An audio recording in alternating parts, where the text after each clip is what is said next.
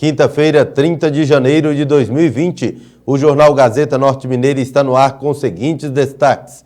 Bebê de apenas 1 mês é internado em Bocaiúva com suspeita de espancamento. 37 mandados foram cumpridos em Taiobeiras durante operação conjunta das polícias civil e militar. E ainda, Atlético fica no 0-0 contra o Coimbra pela 3ª rodada do Mineiro. Essas e outras notícias agora no jornal Gazeta Norte Mineira.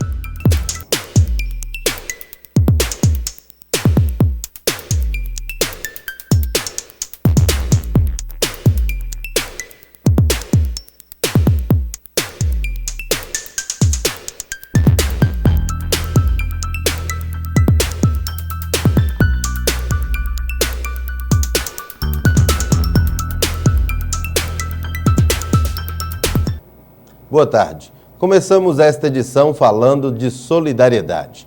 Um grupo de voluntários em Janaúba se uniu para arrecadar materiais escolares que serão doados a crianças carentes da cidade. Acompanhe. Nós, um grupo de pessoas solidárias, estamos aqui para convidar você a nos ajudar.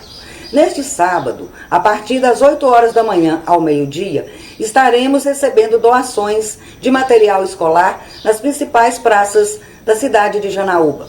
Na Praça do Cristo, na Praça do Banco do Nordeste, Dr. Rocket e Triângulo. Esses materiais, seja uma mochila nova, uma mochila usada, um lápis, uma borracha, serão devidamente distribuídos entre as crianças do bairro São Lucas e do bairro Clarito. Desde já, nós agradecemos a sua colaboração e pode ter certeza, é por uma causa nobre. Muito obrigada. O relatório de políticas públicas e programas de governo é elaborado anualmente pelo Tribunal de Contas da União. Ele traz uma análise geral sobre a qualidade das políticas públicas do Brasil e serve como base para o aprimoramento das mesmas. Acompanhe. O Tribunal de Contas da União, no seu papel de auxiliar o Congresso Nacional a melhorar a administração pública, elabora anualmente o relatório de políticas e programas de governo.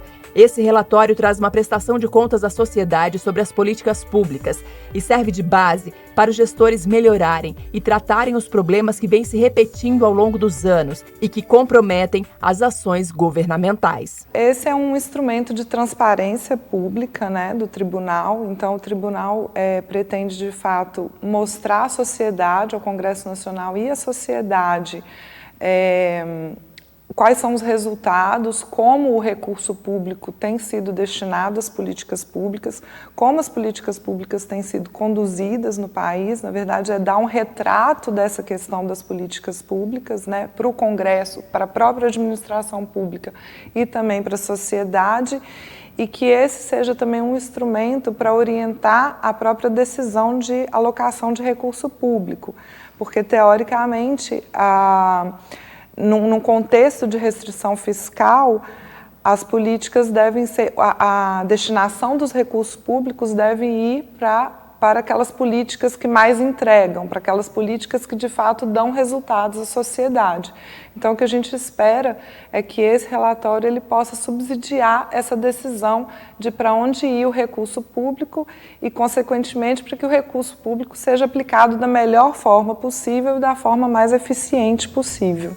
O relatório contempla 18 fiscalizações realizadas pelo TCU que apontam os principais fatores a serem aprimorados para aperfeiçoar as políticas públicas e melhorar a qualidade dos gastos. A grande pretensão do REP é melhorar as políticas públicas, fazer com que as políticas públicas sejam mais eficientes e mais efetivas, isso é, elas atinjam os resultados pretendidos e elas o façam da forma mais eficiente, com menor custo para a sociedade, entregando mais valor para a sociedade. Há ainda outros achados apontados no relatório, como a ausência de institucionalização das políticas, o que compromete a legitimidade delas e o envolvimento das partes interessadas. A consolidação realizada pelo tribunal constatou também que 50% das políticas analisadas ainda estão em estágio inicial de maturidade, quando se trata desse processo de avaliação e monitoramento. O TCU não apenas tem feito esforços para aferir resultados, medir objetivos, mas também verificar toda a cadeia que dá sustentação à política pública. Então ele verifica capacidade das pessoas, organização das instituições, processo de institucionalização, se há ou não monitoramento, se há ou não capacidade técnica desse monitoramento, se há mecanismos de inclusão da sociedade nos processos de aferição, de supervisão e diversos outros aspectos que nós chamamos aí de estrutura de governança das políticas públicas. A formulação de políticas está no centro das questões que aconteceram nos últimos 20 anos aí e de vários desastres econômicos que foram feitos. Como é que você vai discutir eficiência na ação pública se eu formulo políticas que eu não sei qual que é o custo e qual que é o benefício que eu vou entregar? Se eficiência está relacionado à entrega de maior valor para a sociedade com o menor custo possível, isso não foi avaliado durante a fase de formulação. Uma das políticas abordadas pelo relatório é a política de investimento em infraestrutura hídrica, na qual o tribunal verificou que não há diretrizes estratégicas que norteiem a política. Não existe uma política institucionalizada, desenvolvida, que possa orientar os investimentos em questões hídricas no país.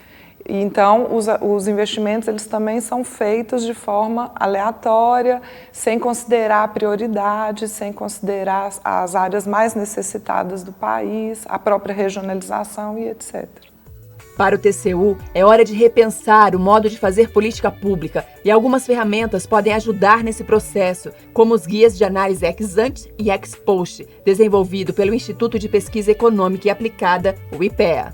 Nos últimos 2 anos, o Estado elaborou 2 referenciais bastante interessantes que orientam o gestor a fazer política pública. Então, o referencial de avaliação ex ante de política pública e o ex post.